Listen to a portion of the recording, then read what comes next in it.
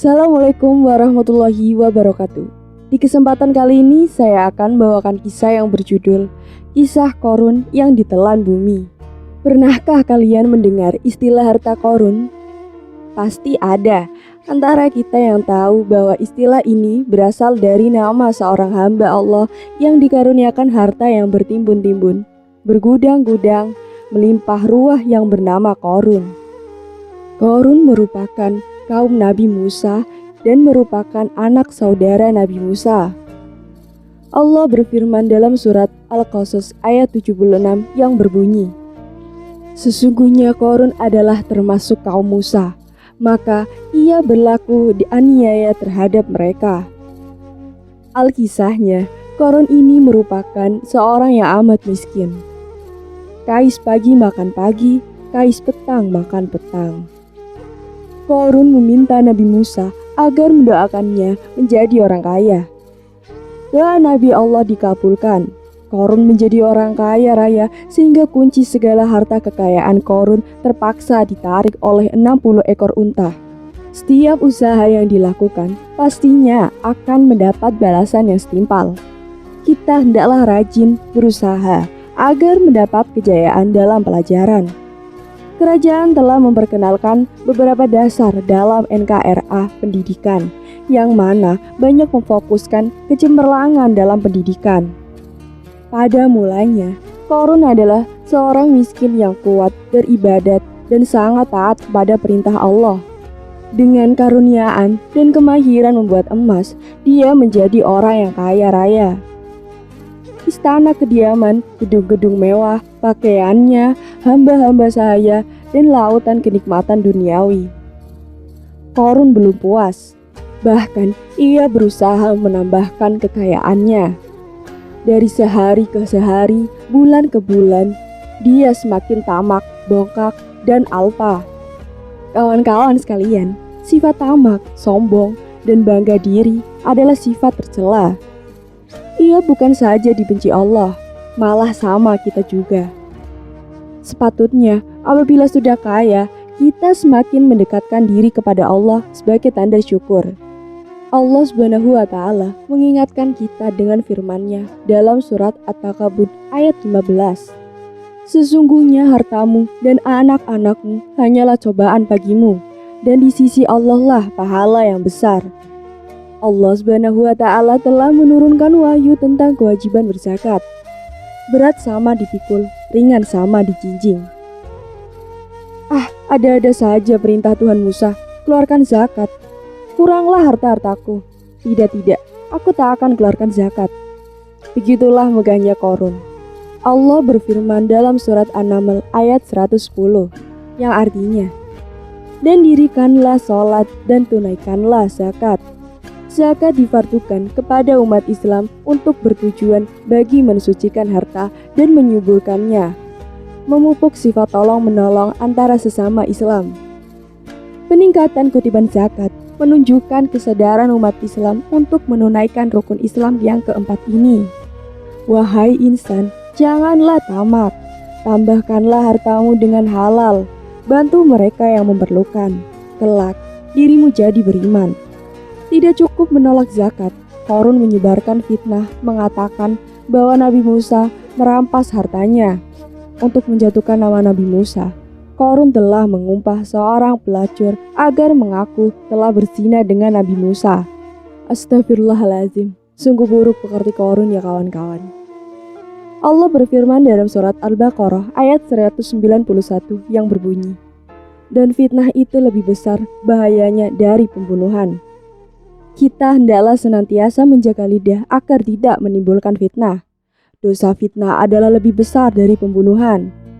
Pada era globalisasi ini, kemudahan internet telah disalahgunakan dengan menulis blog-blog yang mengaibkan dan berbau fitnah. Janganlah kita mudah terpengaruh. Allah itu Maha Kuasa. Allah telah menggerakkan hati pelacur agar bercakap jujur.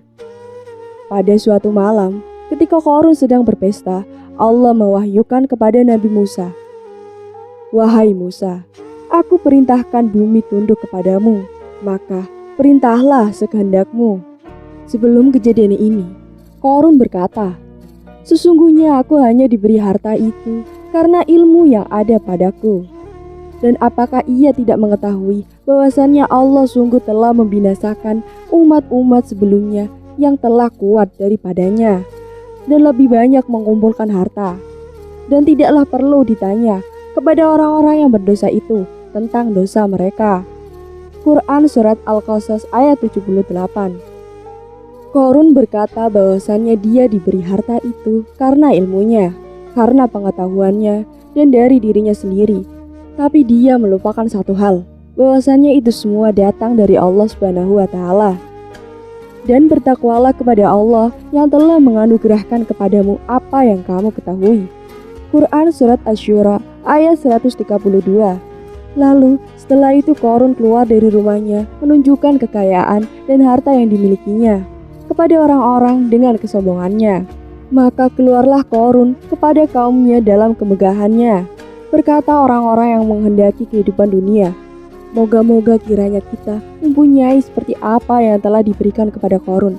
Sesungguhnya ia benar mempunyai keberuntungan yang besar. Quran Surat Al-Qasas ayat 79. Orang-orang yang melihatnya bahkan berharap agar mereka juga memiliki kekayaan yang serupa. Padahal ketahuilah itu hanyalah kesenangan dunia yang bersifat binasa, tidak akan kekal dan tidak akan dibawa mati. Kemudian berkatalah orang-orang yang dianugerahi ilmu, kecelakaan yang besarlah bagimu. Pahala Allah adalah lebih baik bagi orang-orang yang beriman dan beramal soleh, dan tidak diperoleh pahala itu kecuali oleh orang-orang yang sabar. Quran Surat Al-Qasas ayat 80. Tetapi orang-orang yang dianugerahi ilmu oleh Allah Subhanahu wa Ta'ala melat-latkannya, karena pahala dari Allah lebih baik dari harta dan kesenangan dunia yang bersifat tidak kekal. Maka Nabi Musa pun memerintahkan bumi dengan berkata, "Wahai bumi, telankanlah mereka."